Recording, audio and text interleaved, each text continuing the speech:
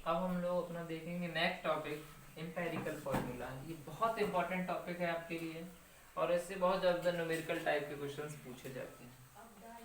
अगर इसको डिफाइन करना चाहे देख सकते हैं, the empirical formula of a chemical compound is the simplest positive integer ratio of atoms present in A compound. यानी अगर इसको सिंपल लैंग्वेज में समझना चाहें तो हम लोग देख सकते हैं कि एम्पेरिकल फार्मूला किसी कंपाउंड का ऐसा फार्मूला है जिसमें हम लोग एक पॉजिटिव इंटीजर ले लेते हैं एटम्स का, उस जो उस कंपाउंड में प्रेजेंट होते हैं।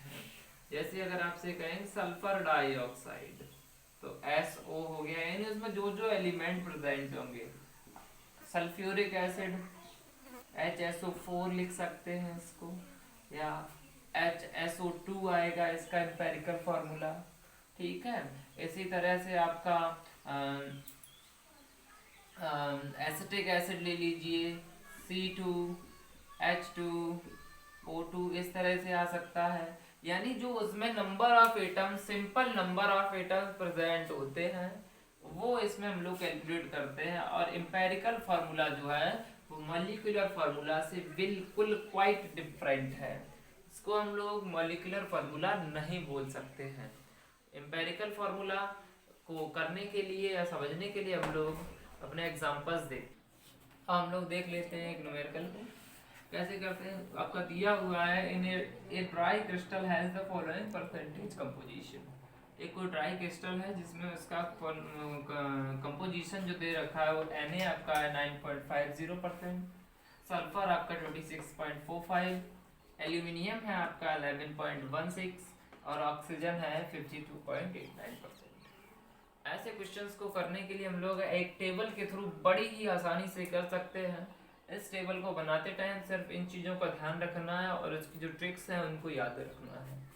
आप लोग देख सकते हैं यहाँ पे सबसे पहले जो रो लिखनी है वो हमें एलिमेंट लिखने हैं। तो एलिमेंट हमारे पास में आपका एक तो Na हो गया, दूसरा एल्यूमिनियम हो गया, तीसरा सल्फर है and fourth one is oxygen. अब इसने बताया मॉलिक्यूलर मास, तो मॉलिक्यूलर मास Na का होता है 23, एल्यूमिनियम का होता है 27, सल्फर का होता है 32 और ऑक्सीजन का होता है 16। इसके बाद में इसने बताया परसेंटेज, तो ये जो परसेंटेज आपको गिवन है वो लिखते हैं। सोडियम आपको दे रखा है 9.50, एल्यूमिनियम आपको दे रखा है 11.16 और सल्फर दे रखा है आपको 26.45। उसके बाद में ऑक्सीजन है आपका 52.89%। अगला आपका जो कॉलम आता है उसमें दिया है आपको मोलर रेशियो। मोलर रेशियो निकालने के लिए हम लोग क्या करते हैं, जो भी गिवन परसेंटेज होता है उस गिवन परसेंटेज में मॉलिक्यूलर मास का डिवाइड कर देते हैं। तो करते हैं हम लोग 9.50 अपॉन 23, इसी तरह से 11.16 अपॉन 27। इसके बाद में आपका आ जाएगा सल्फर के लिए 26.45 अपॉन 32 और ऑक्सीजन का हो जाएगा 52.89 अपॉन 16। अब इसको हम लोग सॉल्व, जब हम लोग इसको डिवाइड करेंगे, डिवाइड करने पे आपका ये आएगा अप्रोक्सीमेटली 0.41, ये भी 0.41।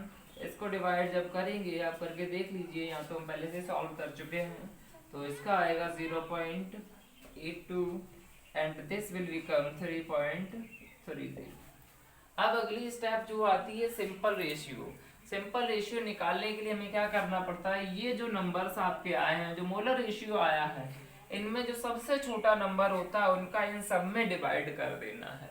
हम लोग देख रहे हैं यहाँ से 0.41, 0.41, 0.82, 0.30, इनमें सबसे छोटा हमें 0.41 ही दिख रहा है, तो 0.41 का हर एक में डिवाइड करेंगे 0.41 अपॉन 0.41, इसका 0.41 अपॉन 0.41, 41 अपॉन 0.41, इसका हो जाएगा 0.82 डिवाइड बाई 0.41, इसको भी हम कह सकते हैं 3.30 अपॉन डिवाइड बाई 0.41। आपको इनमें एक चीज ध्यान रखनी होती है, हमें इसमें पॉजिटिव इंटीजर निकालना पड़ता है, वो भी सिंपलेस्ट रेशियो में। हो सकता है ये जो वैल्यूज जो आई हैं वो आपकी अप्रोक्सीमेटली इक्वल हो, इनको हम लोग इक्वल करने के लिए कभी कभी मल्टीप्लाई भी कर देते हैं किसी भी इंटीजर का। तो यहाँ आपका 1 आएगा, इसका भी 1 आएगा, इसका 2 आएगा और इसका 8 आएगा। अब आपसे यहाँ पे पूछ दिया गया है कि इसका हमें निकालना है, एम्पेरिकल फॉर्मूला बताना है। एम्पेरिकल फॉर्मूला यहाँ इसका हो जाएगा एम्पेरिकल फार्मूला इसका हो जाएगा, आप लोग निकाल चुके हो। Na आपका 1 आया है, एल्यूमिनियम भी 1 आया, सल्फर आपके आए हैं 2 एंड ऑक्सीजन 8। यहाँ आपने इसका एम्पेरिकल फॉर्मूला पता कर लिया है। इसके बाद में हम लोग देखते हैं अपना अगला एग्जाम्पल। अब हम लोग अपना अगला क्वेश्चन देखते हैं जिसका परसेंटेज कंपोजिशन इस तरह से आपको दे रखा है और इसमें एक चीज और दे रखी है, molecular mass of compound is 368, find the molecular formula. अब आप देखिए यहाँ से इसका जो परसेंटेज कंपोजिशन, पोटेशियम इसमें दे रखा है 42.39, आयरन दे रखा है 15.21, कार्बन दे रखा है 19.56, नाइट्रोजन दे रखा है 22.82। और इसमें हमें क्या फाइंड करना है, जो इंपॉर्टेंट थिंग इसमें बताने वाली वो है, ये है आपका मॉलिक्यूलर फार्मूला। मॉलिक्यूलर फार्मूला जो होता है वो एम्पेरिकल फार्मूला से आगे की कहानी है जो हम लोग सीखते हैं। यहाँ पे इस कहानी में क्या होता है वो पहले देखते हैं। पहले हमें सबसे पहले इसका निकालना है empirical formula of the elements of the compound. तो पोटेशियम आपका दे रखा है 42.3 पोटेशियम का मॉलिक्यूलर मास होता है 39 और इसको हम लोग 39 जो है इसको हम लोग 39 ही लिखेंगे। और उसके बाद में पोटेशियम के बाद आपका आता है आयरन जो कि होगा 56 और कार्बन होता है 12 एंड नाइट्रोजन इज 14। उसके बाद इसका पोटेशियम का परसेंटेज देखते हैं 42.39%, आयरन आपका है 15.21% एंड कार्बन गेट्स 19.56%। उसके बाद लास्ट वन आपका नाइट्रोजन कंटेनिंग 22.82%। अब मोलर रेशियो निकालने के बाद में वही पुराना काम, जो आपका परसेंटेज दिया है उसमें मॉलिक्यूलर मास का हम लोग डिवाइड करते हैं। तो 42.39 डिवाइडेड बाई 39, इसी तरह से 15.21 divided by 56, 19.56 divided by 12 and 22.82 divided by 14। हम लोग इसमें देखेंगे इनको डिवाइड।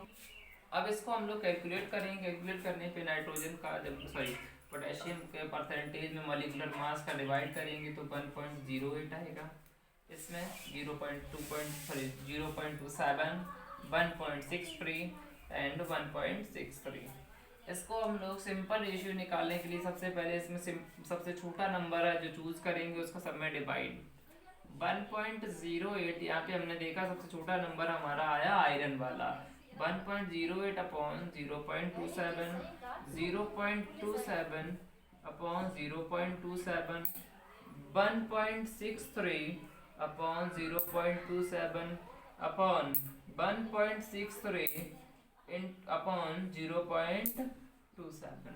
इसको करेंगे, करने पे आपका जो आएगा वो आएगा 4, इसका आएगा 1, ये 6 और ये जो है वो अप्रोक्सीमेटली इक्वल 6 के आएगा। ठीक है, यहाँ से हम लोगों ने इतनी कैलकुलेशन कर ली है। कैलकुलेशन करने के बाद यहाँ इसका एम्पेरिकल फार्मूला जो आया K4Fe C6N6। एम्पेरिकल फार्मूला के बाद हम लोग अब बात करेंगे यहाँ पे इसका मॉलिक्यूलर फार्मूला कैसे निकालें। तो मॉलिक्यूलर फार्मूला निकालने के लिए हमें जो निकालना पड़ता है वो सबसे पहला काम है empirical formula mass. Empirical formula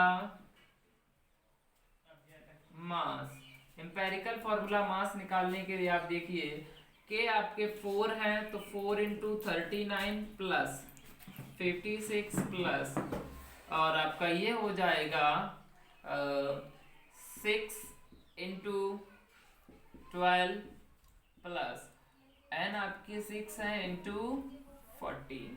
इसको करते हैं 4 9 जा 36 और 4 3 जा 156 प्लस का 56 प्लस 72 हो जाएगा और ये 84। जब इसको ऐड करेंगे तो ये आपका आएगा 368 के। इतना आपने कर लिया। इसको करने के बाद में आपको निकालना पड़ता है एक n की वैल्यू आती है, n इक्वल होता है आपका मॉलिक्यूलर फार्मूला,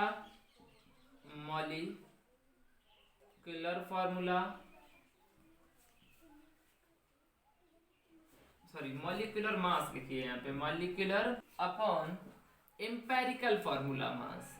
यहाँ आपको क्या लिखना है, n की वैल्यू निकालने के लिए एम्पेरिकल फार्मूला मास। इतना कर लिया हम लोगों ने, n की वैल्यू निकालने, molecular mass upon empirical formula mass. आपको मॉलिक्यूलर फार्मूला मास इसमें गिवन है।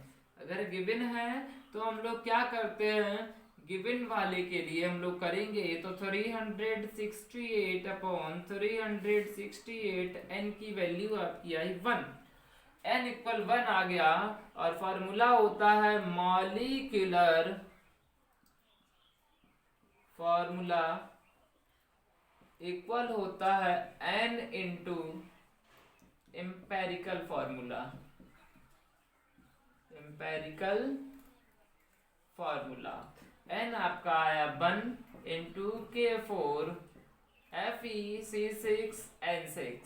इसको हम लोग लिख सकते हैं, ये कोऑर्डिनेट कंपाउंड, इसका जो रियल फार्मूला होता है K4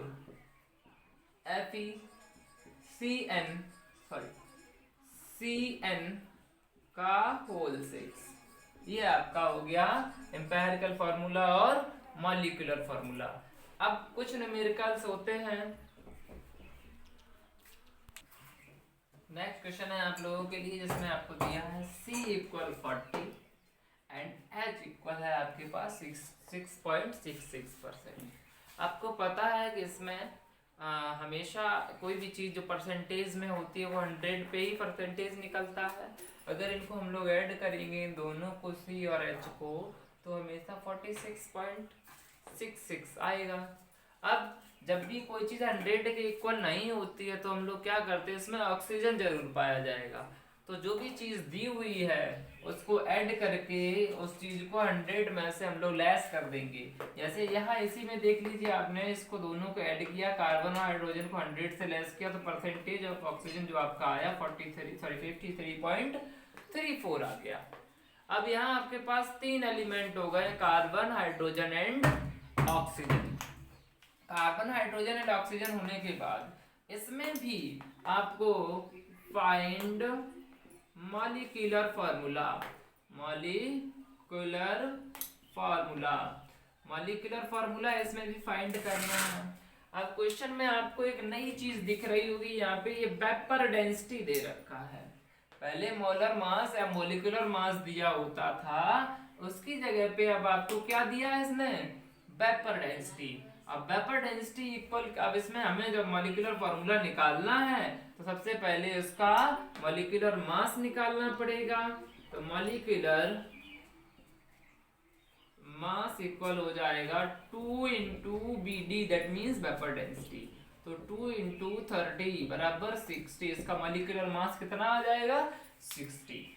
अब ये आपका ये तीसरे तरह का एग्जाम्पल था जो आप लोग खुद करेंगे। आप लोग टेबल बनाएंगे, टेबल बनाने के बाद में एम्पेरिकल फार्मूला निकालेंगे।